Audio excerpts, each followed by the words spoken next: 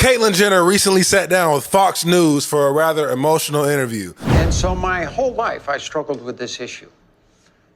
I snuck around, and that all changed when I finally had my final conversation with God. Because if anybody has any issues in their life that they're struggling, and everybody does, and if they have any faith in their soul whatsoever, they sit there and they go, God, why'd you do this?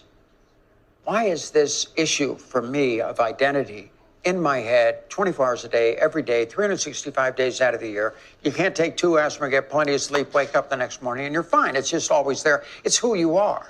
I sat down with my pastor. I thought, is there a reason for this?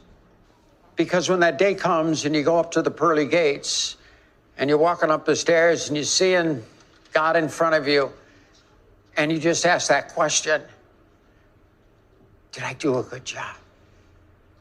Did I do the right thing? And just hope he says, hey, come on in. I did a good job. So that's what my life's been about. I'm just trying to be myself, and that's the most important thing. Yeah, and I think when I get up there that day, hopefully I'm in. After watching this, I absolutely empathize with Caitlyn as being someone who is struggling with their identity. So how do Christians posture themselves around people who identify as transgenders or who have identity struggles in general? The first thing we must realize is that disagreeing with transgenderism does not mean denying the pain of people who have a legitimate struggle with their sexual identity.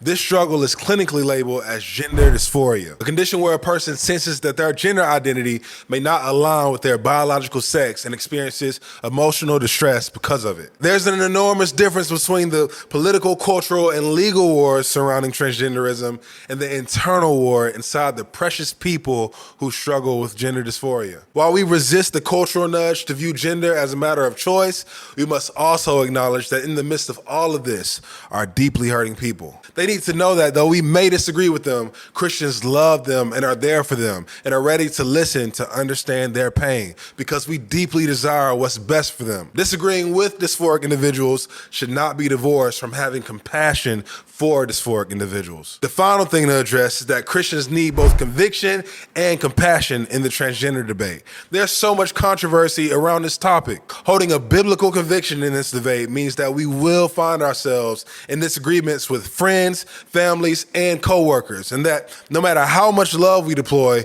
we will often be accused of being haters, bigots, and even worse. At a time like this, Christians need the courage to defend a true vision for human flourishing based on the biblical understanding of being made in God's image. We have to avoid impulsive reactions and instead continue to say that since God made us, He gets the ultimate say in who we are. But all the conviction in the world won't matter if we act or speak without compassion. Jesus didn't aim to win debates. He sought to love people. So must we as His followers. As we ground our conviction in God's unchanging, perfect word, we must speak with compassion in our hearts. That's all I have today. No Rival Nation. I'm out.